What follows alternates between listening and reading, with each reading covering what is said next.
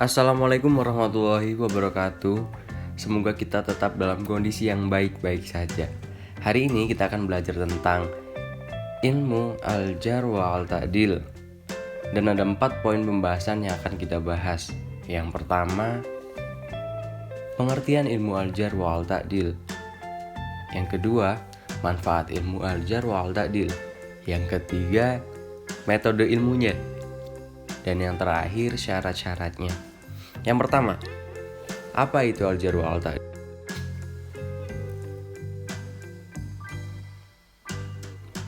Al-jar secara bahasa merupakan bentuk masdar dari kata jaroha, yang berarti seorang membuat luka pada tubuh orang lain yang ditandai dengan mengalirnya darah pada luka itu.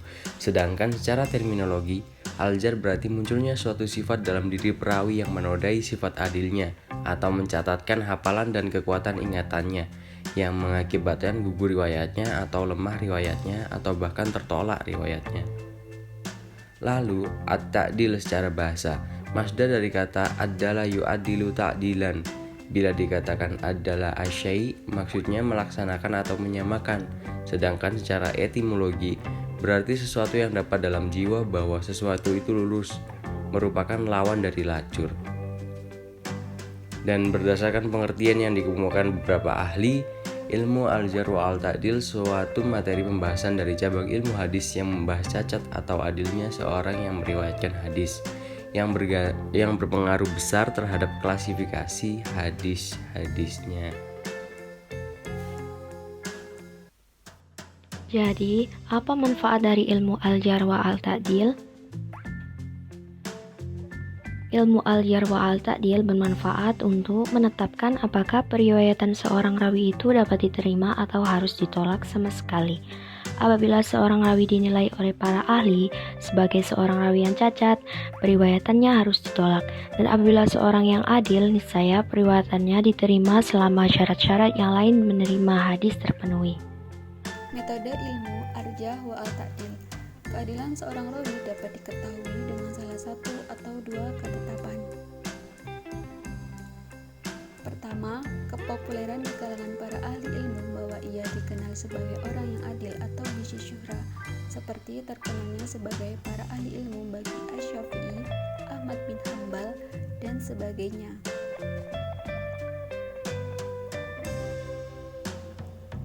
Kedua, dengan pujian dai seorang yang adil atau tazkiyah, yaitu ditetapkan sebagai rawi yang adil, yang semula rawi yang ditakdilkan itu belum terkenal sebagai rawi yang adil. Penetapan keadilan seorang rawi dengan jalan tazkiyah. Seorang perawi yang adil jadi tidak perlu dikaitkan dengan banyaknya orang yang mentakdilkan, sebab jumlah itu tidak menjadi syarat untuk penerimaan riwayat atau hadis.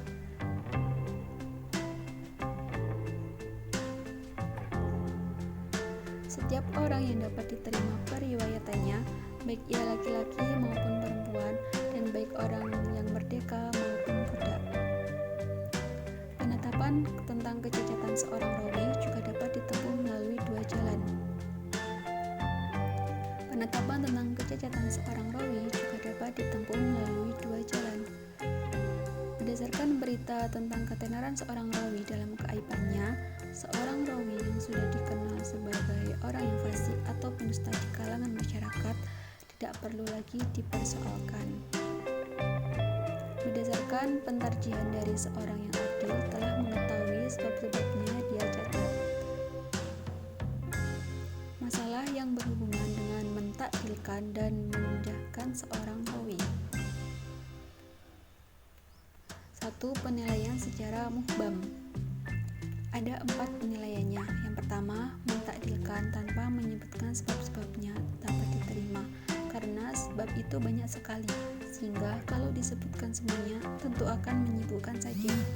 Kedua, untuk takdil harus disebutkan sebab-sebabnya, tetapi menjahkan tidak perlu, karena sebab-sebab mentakdilkan itu bisa dibuat-buat hingga harus diterangkan, sedangkan mentarjihkan tidak bisa dibuat-buat. Ketiga, untuk kedua-duanya harus disebutkan sebab-sebabnya. Dan yang keempat, untuk kedua-duanya tidak perlu disebutkan sebab-sebabnya.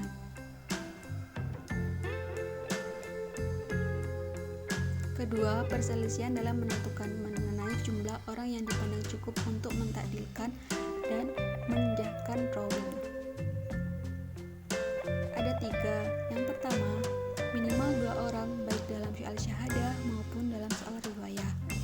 Yang kedua, cukup seorang saja dalam soal riwayah, bukan dalam soal syahadah, sebab bilangan tersebut tidak menjadi syarat dalam penerimaan hadis, maka tidak pula dapat mentakdilkan dan mentarjihkan rawi berlainan dengan soal syahadah.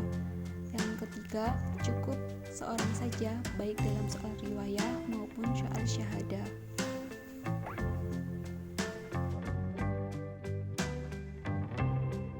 Berikutnya yaitu syarat-syarat bagi orang yang mentakdilkan dan mentarjihkan. 1. Yaitu berilmu pengetahuan. 2. Takwa. 3. Waro, atau orang yang selalu menjauhi perbuatan maksiat, syu'bat, dosa-dosa kecil, dan makruhat-makruhat.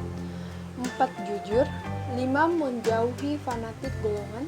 Dan yang terakhir yaitu 6. Mengetahui sebab-sebab untuk mentakdilkan dan mentarjihkan. Terima kasih atas kurang lebihnya. Kami mohon maaf.